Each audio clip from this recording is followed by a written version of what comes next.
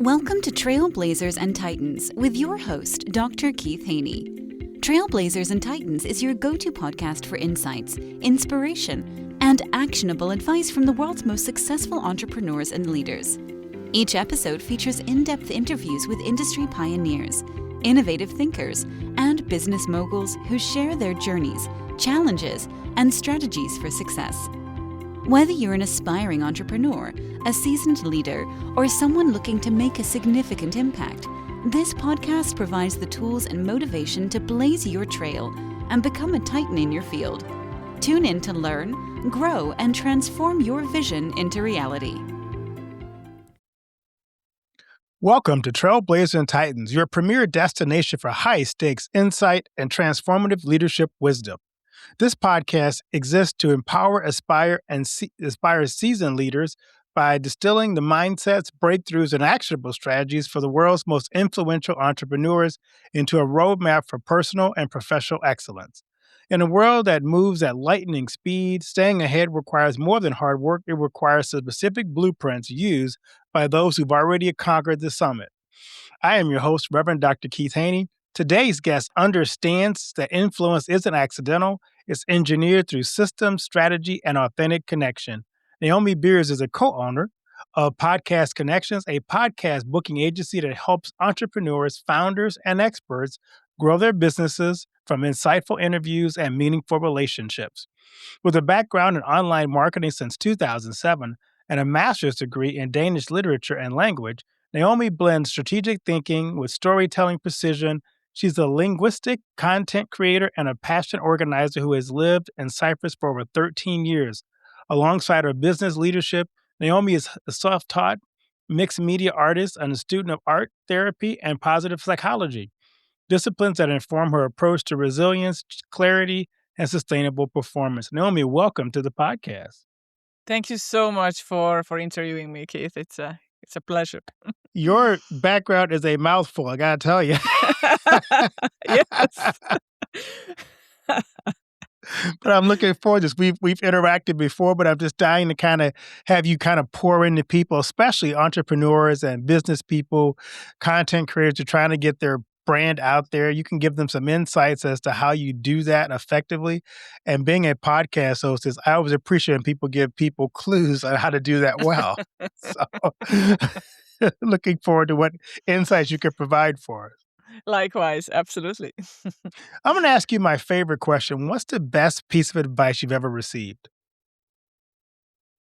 The best piece of advice I've ever received, Keith, was just one step at a time. Like, take your time and don't rush things. Be patient. Especially when you're a content creator. Yes. I've talked to so many creators who go, I started my podcast last week. Why don't I have 1 million followers? I'm like, well, it takes a while to build a platform. It does indeed. Absolutely. It takes a lot of time. And I said, you honestly don't want people to find your first episodes anyway. I took all my first year and I put those into a subscriber list, so you have to pay for how bad they were. I love that. So, Podcast Connections operates in a very crowded digital space. What gap did you identify in the market that others were missing that you hope that your product, Podcast Connections, fulfills? I think that's a very complex and a great question, I have to say. And what I noticed in this market, there are obviously a lot of podcast booking agencies out there in the world, in Europe, in the US. I'm in Europe, but like we have competition in the US as well. But once you get your name out there, like for example, by podcast guesting, I've been doing podcast guesting for 5-6 years now, and sharing really who you are and being vulnerable, being open about your story. I think it's not just showing your professional facade or professional side of you, but you really share people who you are, and then they trust you so much easier. For example, I do that thanks to LinkedIn, because it's a great platform where I can really show who I am and how I help people. And what I discovered also, that leading my business heart-centered way, the go-giver way, it really helps me to to be a little bit different in this crowded market. And people understand that I'm there for them, to help them, to serve them, and not just necessarily take the money and just get booked on podcasts and whatever. But for me, it's really important to get book them on the right podcasts that are targeted, laser focused on who they are and what they do, and by doing that the heart-centered way. That's interesting because as a podcaster, I get so many requests from people like yourself who say, "Hey, I got the perfect guest for you." Yeah. And the pitches are always interesting. Some of them is, "Oh, I love your show." And, they'll pick an episode and then they'll go, "Oh, like this last one you just did." And I'm going, "That's really nice." But do you really know if your guest is a fit for? So how do you determine? You must have to listen to a ton of podcasts to know what kind of podcasts, what the kind of questions they ask to say, okay, this really is a good place and a good space for you. So how do you do that? Yeah, we do listen to a lot of podcasts, not only me, but the whole team. We do listen to podcasts as well.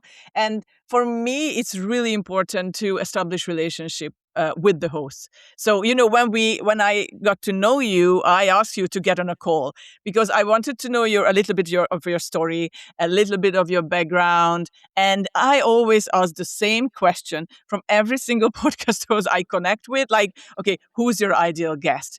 Who are you looking for? Because many times I think the problem with podcast booking agencies, they don't listen, they don't ask, they just send everything, and unfortunately, many times just spam people with guests that they are not even fit for those podcasts. So I think establishing relationship with the host, maybe just a good advice, a shout out to all the podcast booking agencies. Like, try to talk to the podcast host because it's really important to listen first. And once you listen to them and what they want, what their needs. Yeah, that's good. I like that. Because, I get so many requests. So you've been doing online marketing since 2007, which means you've seen trends rise and you've seen trends fall. You've seen the introduction of AI. What principles have remained constant in the systems that allow businesses to scale without being involved in the chaos of all this? Yeah, and there were so many changes in 2007. Like, it's mind blowing. Like, where we started with the internet and how it developed, and the whole marketing space, and now with AI, everything just upside down. And what I think is constant is people want to be understood, and connection is always so much more important than any kind of clever marketing tricks. People want to be understood, and consistency is so much more important than anything else right now in this world. And showing our real, true selves. For example, when we get on these podcasts, to show it to the world, because there's so many things are fake and artificial, like AI. In many cases, so just to be human out there, I think that's going to be in fashion for a very long time. I love your newsletter, and I share it whenever I see it on LinkedIn because I think that you have such great content and such good ideas, especially for those who want to get on podcasts of just things to do. If you had a message for a new client who's trying to get their book out there, say their leadership book. Right. What is the number one you have to do this piece of advice you would give to that particular guest to be? I think I have several. I have several advice to that. But maybe the first, just to be super clear about their topics they want to talk about. Because so many times people can be so, like, they have generic topics. Like, oh, I can talk about anything. Like, yes, I'm sure, like for 2 and 3 hours. But once you are on a podcast, you may have 30 minutes, 40 minutes, tops an hour that you can talk about it. So it needs to be shortened down for to to a certain extent, it's really important to be super clear about, like, you have to sit down, you have to figure out those topics. And that's where we come into the picture, because we can help to figure out those topics and talking points with the guest, and practice, practice, practice, because the first interview won't be your best one. So it takes time and practice. And sometimes you can just practice at home with your partner, with your kids, I don't know, your friends, and just like play like a mock interview or whatever, because it really helps to get out there. Because for example, so many people are afraid of their own voice, and how do I sound, and how, I'm blabbering, or I'm doing this, I'm doing that. So maybe you just record yourself and listen back what you're saying, and you can just correct yourself a little bit, practice, ask other people's opinion maybe. That would help at the beginning. I have other advice too, of course, like 20 more, but One thing I hear about from people who listen to my podcast is that they like that I'm not trying to sell them something. yeah. um, but as a person coming onto a podcast, oftentimes you are trying to sell something. Either you're trying to sell yourself, you're trying to sell your book, you're trying to sell your course. How do you put the best foot forward so you're not coming off as a pushy salesperson on a podcast? I mean, we have to be super clear about, like, you are a guest on a podcast, and the host is the host. It's like walking into someone else's house, and it's exactly the same thing. Like, you knock on the door, they invite you, you can sit at their table, but you have to play by their rules because it's their home. So it's exactly the same situation when you are a guest. So yes, you knock on the door, I come into your studio, but I have to play by your rules. And if we just sell things, like, what knowledge, what story add, like, what value do we add to other people's lives if we're just selling? I heard these horror stories, like authors got on podcasts and they started to talk about, like, they asked them a question, and then they said, it's like, oh, you can find that in my book, page 32 or page 45. So this is not about, you can't add value like that to the audience, because the listener will tune out. They're going to stop listening to that show.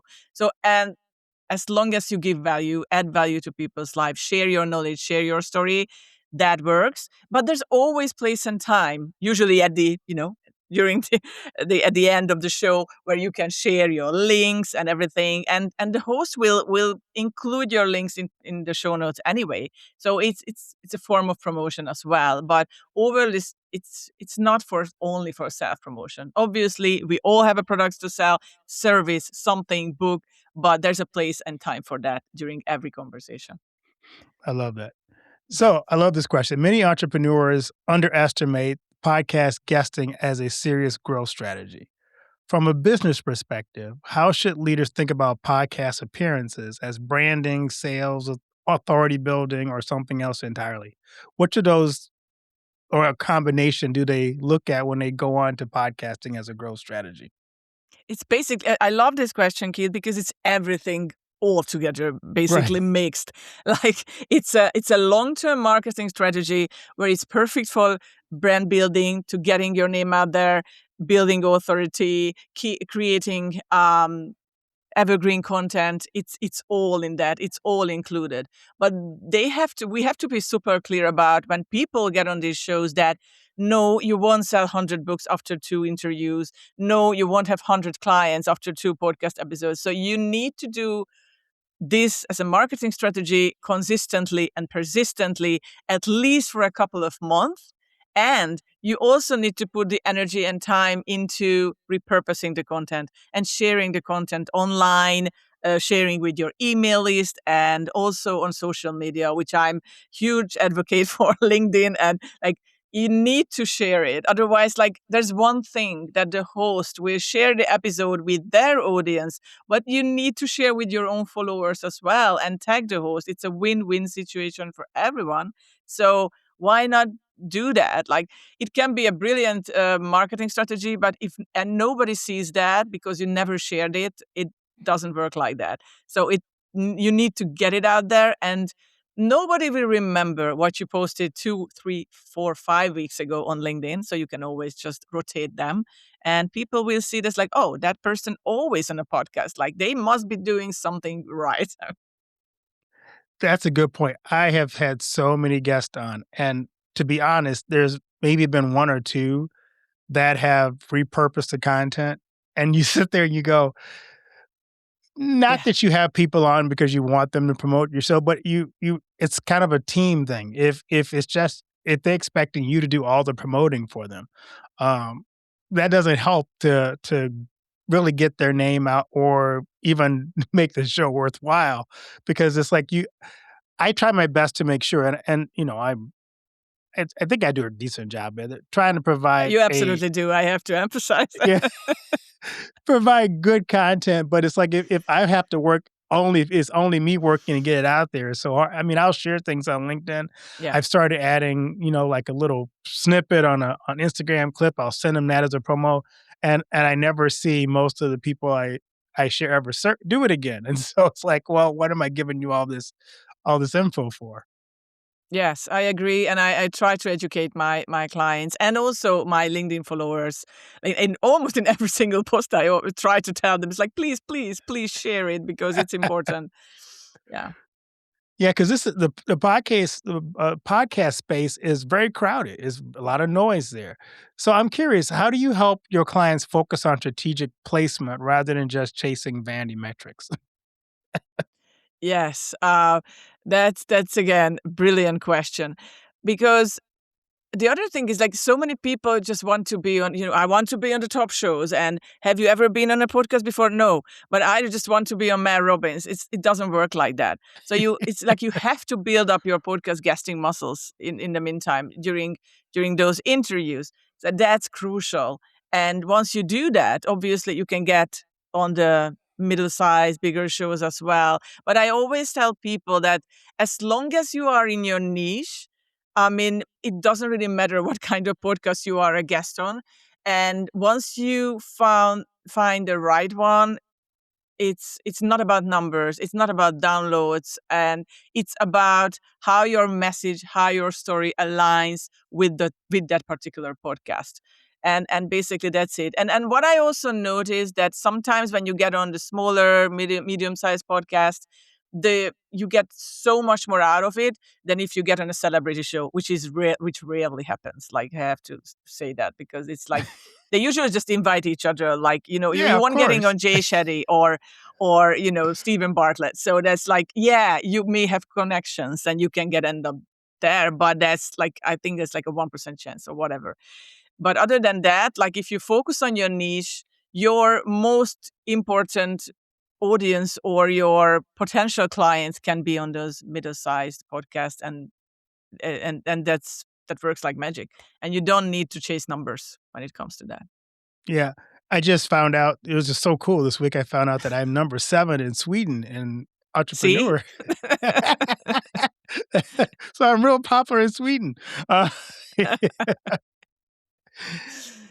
your background in language and literature is also unique for an entrepreneur. How does your linguistic precision and narrative framing give leaders a competitive edge? Because I think that's so critical to be able to get your message out there effectively. Yes, yes. And when I started this business and like when I became an entrepreneur, it's like I'm a linguist. Like I have nothing to do with sales and marketing. Obviously, I learned a lot during since 2007. But what I learned when I went to university and learned linguistics, that like clear language really creates clarity. It's so important, and clarity builds trust, and that works like magic. Because sometimes when leaders things say things simply and precisely, people just get it and they understand it. But if it's confusing, um, you can say exactly the same message in a confusing way, and people won't get motivated or inspired by that. So focus on clear messaging and clear language and simplicity. I think that works like magic when it comes to delivering your story or delivering your message on a podcast. It's kind of crucial. And you have to practice that too, because sometimes in our head we can overcomplicate things and overanalyze things, how to say this, how to express that. And once you get on the show, you just like you freeze and okay, I don't know how to say that or what to do. So that's why it's really important to practice this. And I've been practicing this for many years now. And I've seen that sometimes even keynote speakers get a bit frustrated when they get on shows, because this is like a free flow conversation between like two friends over a cup of coffee or tea, and this is not a monologue we have to hold here. So it's there's a two-way conversations, and it's really important to try to stick to that. And once it becomes a monologue, for example, it's such a weird feeling when you end up on podcasts like that, or when you listen to them. I had a guest like that once where I asked him one question and 30 minutes later I got to say something else. I've seen that before, yes. Yeah, it's like, you're right. It's like, maybe take a breath between answers. Yes, that's a good advice. Yeah, and the pause, and yeah, exactly, the pause. Like sometimes you need to pause, and Yeah. that silence moment is just so important when you do your speech on podcast too. On that end, how do you help your guests prepare? Because if you say you're coming on and you have this wonderful new theory, you just talked about clear language, and you have this 6 point model, so, but you're used to doing your presentations to an audience where you're, like you just said, you're talking for a while. How do you prepare them for? How do you, because to do that well, to come on and say, "Let me tell you about my model," if you get asked that question, but you don't want to maybe do all 6 points. Maybe you maybe you'll do a point and say, "Does that make sense?" So that there's dialogue back and forth. How do you help people, coach people to go, okay, if you're going to do something like that, here's how you might want to present it. Yeah, we always have a strategy call at the beginning once they sign up with us. And this is like strategy call / coaching session. So we try to tell them the tips and tricks of podcast guesting and help them to make their bios and make their topics understandable to the audience as well. It's really important. And sometimes they send us bios that are like 2 pages. And we tell them, it's like, okay, this is very good, but we need to shorten this because nobody will have time, for example, to read that, for example, before a podcast interview, like when they get on the show. So they need to be super clear about. I always ask them, for example, to write them their stories, and then we help them to make it shorter so they can practice it. Even if sometimes even they need it, we can do a mock interview and we can record it. They can listen back to it, so they can just practice a little bit with us. I think that's important. And I always, keep telling them, listen to at least one podcast interview episode when you get on the show, because that also helps you to figure out what this particular podcast host they want and how they usually do the show, what kind of questions they ask. And it's really important to get familiar, because once you have that, it's so much easier to deliver your own story. And but you need to listen to an episode at least before Yeah. you get there. I think it's hard too. Sometimes I'll have podcast people want to come on who have very technical topics. Mm. And, while I try to be versed in a lot of things, I am not necessarily a science podcast. So when they start talking about neuroscience and those kind of things, I have to help. Like, I have to tell the, really with the guests, like, we'll break down, explain to my audience who may be hearing this for the first time what that is. And it's really important that they can define and explain, like you just talked Yeah. about, what exactly is this new revolutionary theory that you're promoting? Because Again, clear messaging, language. Yeah, everything goes back to that. Yeah. we didn't all go to MIT.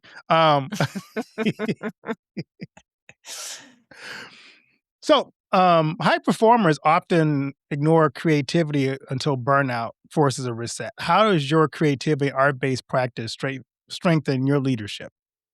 For me, art is a form of meditation. So as a mixed media collage artist, I always go back to my roots and to my art when I'm dealing with things in my life, when I'm stressed, when I have anxiety or something's happening. It really slows me down. It helps me to relax. And any kind of artistic endeavor you do or practice you do, it really helps you to relax and helps you to clear your mind. And I think anybody can do that, because I heard that from so many people. I talked about, art therapy on many podcasts, and I heard that excuse that like, oh, I'm not creative. I can't even, draw a stick figure on a paper or whatever. So I'm the least creative person on the planet. But yes, we are. We are all creative. You can do something. I mean, cooking, singing, dancing, whatever. Everything is creative. So you can pick your poison. And once that helps you to relax and clear your mind and slow down, it's kind of magical when you do that. And we all need that from time to time. I love it. So I'm going to give you some lightning round questions. What is one daily habit that compounds business success? One habit, it's all about consistency. I think as an entrepreneur, you need to be consistent, whatever you do. I love that. A leadership mistake you see too often. Overthinking, overanalyzing. We do that all the time. Yes. I love this one. One metric that actually matters for growth. Trust. I think that's probably the most important one in business. One word that defines elite entrepreneurs. Elite entrepreneurs, resilience. Yeah, I think we need that. Love it. I'm going to ask you my other favorite question. What do you want your legacy to be? I want my legacy to be about connection, about helping people feel seen and heard through connections, and also be remembered by their stories even after their episode, were recorded and went live. All right. So we have a new thing on this season. Pick a surprise question, number between 1 and 10. Ooh, 5. 5. If you got stuck in an elevator and were forced to listen to only one song, what song would you pick? This is really hard because I'm a music nerd. So it's like I have playlists for different occasions. So You have one for being stuck in an elevator? Oh my gosh, one song. It's really hard, Keith. Maybe something classical. I like, because that's very soothing. Because obviously, when you're stuck in an elevator, it's really hard. So you have to calm yourself down. So it wouldn't be some heavy metal or anything like that. So something soothing, calming. Maybe some kind of meditation music when I need that, because. Man, maybe a symphony, because it's going to last a long time. I don't want to hear Probably, about or I was thinking about Verdi's Four Seasons, but then probably by the winter time I would going crazy by listening to that. So something meditation music, maybe. That's pretty funny. So Naomi, where can people find you and learn more about you and connect with you on social media? You can visit our website, which is podcastconnections, plural.co. That's our website. You can get in touch with us. And I am on LinkedIn, like most of the time. You can find me there. You can find my name, Noemi Beres, and I'm more than happy to connect with anyone and help you with podcast guesting. So I'm going to ask you this as we kind of wrap this up. What is your ideal client? Ideal client. Yes, I like that question. I think my business coach kind of explained that to me, who is my ideal client, once upon a time when we had our first chat. It's like, if you can have a great conversation and you can sit down at a table and have a coffee, cup of coffee, or have a lunch with someone, that's your ideal client. But any other than that, like if someone is an entrepreneur, business owner who is in the business at least 2-3 years, and they know their goals with podcast guesting, and they know this is a long-term marketing strategy, and you won't get results after 2 podcast interviews, I think that's really important. So the seasoned entrepreneurs who know that podcast marketing is part of their marketing strategy, and they have to commit at least for a few months to reach their goals. They can be in any kind of business, basically, in different niches. We work with a lot of leadership coaches, though. So one of our favorite coaches, type of coaches. But yeah, we would work with holistic coaches, with sales marketing people. So many different niches and industries. So I got to ask the other side of that question as well, just because I'm curious. I know what my answer would be. What kind of clients do you find the most difficult ones to help? Usually business owners who are solopreneurs, and they always did everything by themselves, and they never delegated anything to anyone, and they want to micromanage you to the fullest when they start to work with you, because they know they're the best, what they need, even if they haven't been on a podcast before. And so it's sometimes it's hard, and so we need to make them to understand, you can let this go. You hired us. You paid money to do this job, so you don't need to worry about this part. Obviously, they are part of the journey because we work together with our clients, but it's really important. Yeah, I think solopreneurs, sometimes we do struggle with them, but we can always work everything out and talk about that in a civilized ways. Well, good. Well, Naomi, thanks so much for being a guest on the podcast. If today's conversation shaped how you think about visibility, influence, and scalability growth, I encourage you to explore Naomi Beer's work and podcast connections. This isn't about chasing attention. It's about building authority with intentional, high-value conversations. You'll find Naomi's business links and resources in today's show notes. If Trailblazers and Titans is helping you operate at a higher level, subscribe. Share this episode with a fellow builder. Leave a review. That's how the blueprints to reach leaders and who are ready to move from ambition to execution. Naomi, thanks so much for being a guest on the show. Thank you so much for interviewing me, Keith. It was an absolute honor and pleasure. Thank you.